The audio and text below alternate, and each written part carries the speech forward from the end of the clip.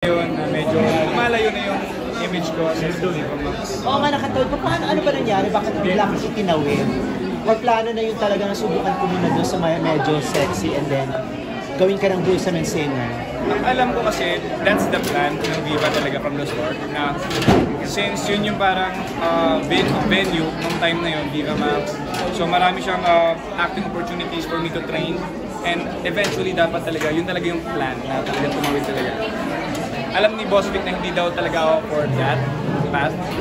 How do you, anong natutunan mo sa estado ng career mo? I mean, yung steps ng career mo? Oh my God. Sobrang happy ko kasi feel ko medyo malayo na yung narating ko. Since nilaunch kami as hashtags, way back 2017, isa ako sa mga hashtags na present sa Showtime kasi walang ibang project. So ngayon medyo meron na kahit pa paano, and then nakapag-focus na ako in writing songs, producing my own songs, directing my music videos, lahat yun. And malapit ko, sorry. And hindi posibleng maling ka kay Bea. Pinag-usapan niya na ba ito or something? Trabaho lang? Yeah, for now, trabaho ko. We're pretty close naman ni Bea talaga. Medyo okay naman kami.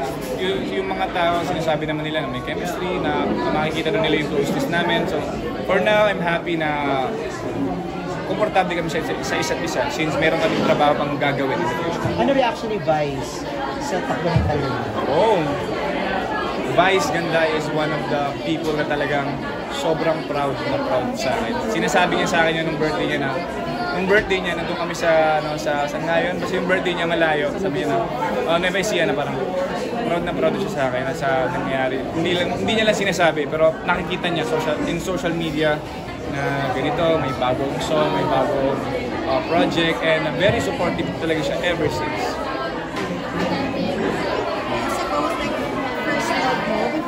Yes. Nag-start akong kumanta, 3 years old pa lang ako.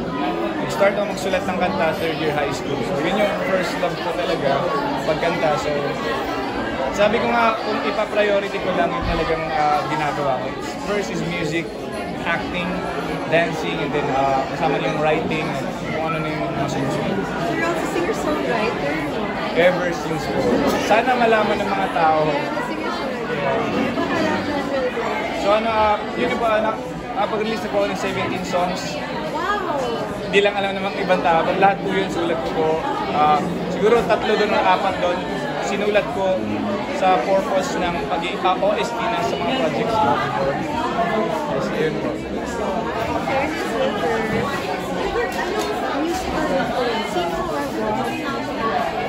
Wala po akong clear talaga na super influence talaga. Pero inspired ako kay Michael Bublé. At yung story niya, paano siya inush ng lolo niya before, gano'n. Oh my God. Hindi na po lalayo, Sarah G.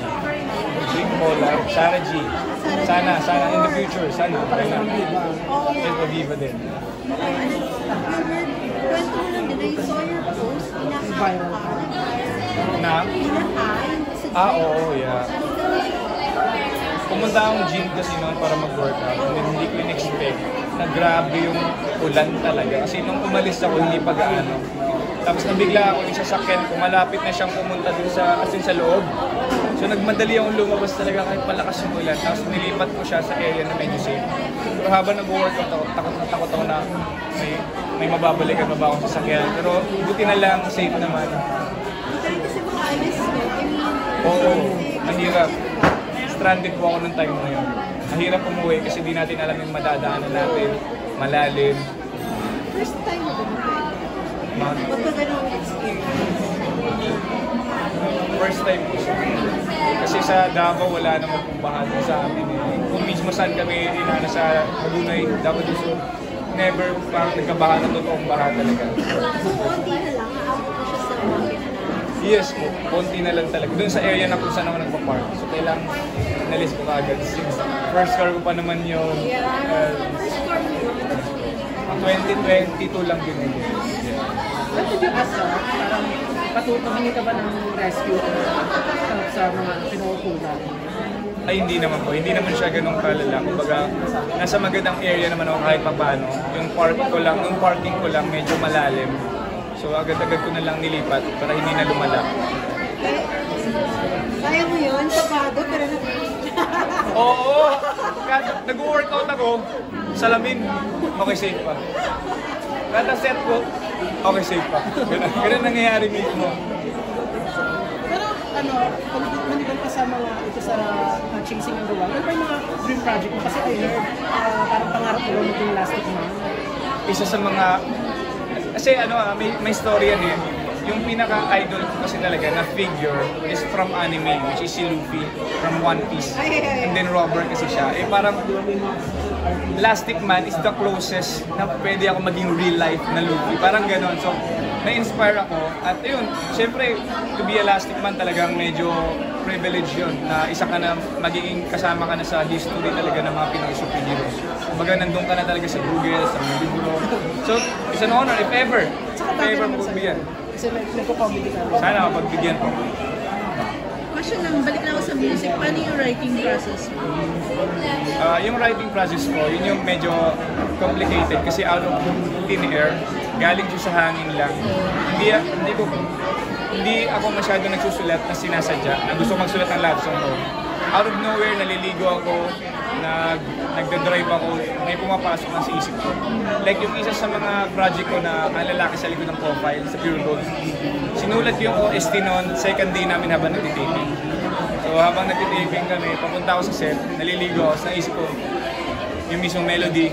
Ginawa ko na siya, pinasa ko kay Direk, na-approve niya, sinama niya mismo sa scene na kinakanta ko sa mismong series. So far, yung sa mga na-release mo na, ano yung mga pinaka-nagustuhan mo isulat?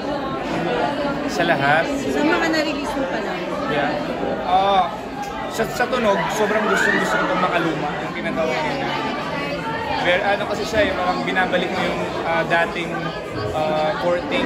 Pero sa words siguro, sa pagkakasulat, gusto ko yung Benting Ugit, which is yun yung parang depression song ko. Nasulat ko siya nung depressed ako, so medyo malalim.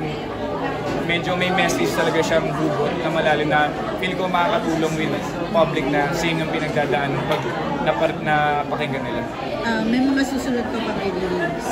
Yes po, maglalabas po ako ng album na next year po. So yun yung Pinasyabangan, guys, mo yan. yeah, first album i-release ko. So soon, yung mga sulat ko ulit, and then yung mga before na nagawa ko. Ayun, then abangan nyo din pala yung music video ng mga luma, please. Malapit na i-shoot na namin. Ako ulit mag-direct. Yung lahat ng music videos ko po, sana mapanood nyo. Very creative. So, but singing, songwriting, you also produce music. You also try to produce Yeah, producer po ako ng music pero hindi ako yung So usually pupunta ako sa studio ng producer ko. Then binibigyan ko siya ng idea na gusto ko ng ganito, gusto ko ng drums, gusto ko ng melody dito, bigyan mo ako ng ganitong bass line, bag, gusto, ganyan. So ako yung parang dinidirect ko yung ano yung tunog na gusto ko sa song. Kasi usually pag nagsusulat ako, nasa utak ko na din yung, ito yung guitar, gusto ko ng flute dito, so ganun yung parang... Last question, you mentioned mo na proud sa guys. Yeah. Ikaw rin, how proud ka rin sa sarili mo na start? From dati, you get to do your music na rin. Parang syempre, music mo pa rin, siguro marami ka na. Pero I think ang layo na rin ang narating mo. Sobrang proud ko sa sarili ko from the start, nung simula ako sa hashtags. They call me the dead kid kasi hindi nila ako maramdaman. Meron palang Wilbert sa hashtag, parang gano'n kasi mahihain ko siya talaga ako dati. And because of Showtime, nabuo yung confidence ko na develop yung maging comedic ko, which is nagagamit ko ngayon sa projects. I'm very proud ako kasi hindi ko ayoko talaga narinig sasabihin ng mga taong swerte ako. Kasi may career ako after pandemic. Sinibagan ko po talaga. Every single day, ginagawa ko yung role ko as an artist to improve myself na sa craft ko para when time comes na magkaroon ako ng project, nakikita nila na talaga handa ako. Wilbert, kasi you're close to Vice and you're also close to Nico. Did you try to message or kausapin si Nico during that time na nagkaroon sila ng question with Vice? Hindi na po, mahirap po kasi kasi personal na po nila yon, so mahirap po mangialam or kumausap sa both sides. Wala po. Thank you. Last question na lang. Since nasabi mo kanina yung friendship mo with Jenner Vice and super proud ko sa'yo, ano yung tawag ito? Yung, paano pa rin yung friendship mo with other Showtime family? With Showtime family? Showtime family, sobrang okay din. Kay Kuya Bong Navarro, nakapunta lang sa bahay niya. Nag-stay up na kami ng late hanggang madaling araw. And then si Kuya Bong, sinasabi niya sa akin about showbiz na mga dapat gumawa ka ng sarili mong image, na sarili mong pagkatao. Parang lahat, influence. Kuya Teddy nagsabi sa akin nung style ko ngayon when I write songs na pag may naisip ka, melody or lyrics, lagay mo agad sa phone mo. Di mo alam, after years or after months, mababalikan mo yan, mabubuo mo yung kantang yan. So doon pa lang. Kay Kuya Teddy, kay Kuya Jokes, yun din. Special din kay Miss Karil, kay Kuya Yael. Talaga sila yung parang music parents ko talaga sa industry. Kasi si Kuya Yael, kahit madaling araw or parang alas 12 na yun, talaga meron kaming isang gabi na talagang isang oras kaming nasa call. So eto bro, eto yung sa songwriting. Dapat ganito, ganyan. Yeah, oo. And then parang nakita niya siguro yung sipag ko din yung parang sipag ko din at yung parang kagustuhan mo sa music. That's why parang very supportive siya sa pagiging Malaking tulong yung Showtime na kahit na sinasabi before, lagi ka natin sila beneficial din sa walang Wilbert ngayon kung walang Showtime. Walang Wilbert sa comedy scene kung walang Showtime. As in, introvert ako dati, pero alam ko na may nakakatawa na sa hindi ko lang malabas. Pero because of Showtime, nabuo yung character ko, yung confidence ko in front of the camera. So talagang na-train ako ng Showtime. I'm very thankful sa Showtime talaga. And also with Vice, yeah. Mama, gusto ko sabihin sa'yo na dati si Gino joke niya ako dati. Etong anak ko parang K-pop star na walang project. Mama, may project na ako kahit paano. So ayun, sana proud ka sa akin. Alam ko, kahit hindi mo siya sinasabi talaga vocally, pero naririnig ko kasi, nahuhuli ko siya. Pinagyayabang niya ako sa mga friends niya sa bahay na hindi ko naririnig. Thank you.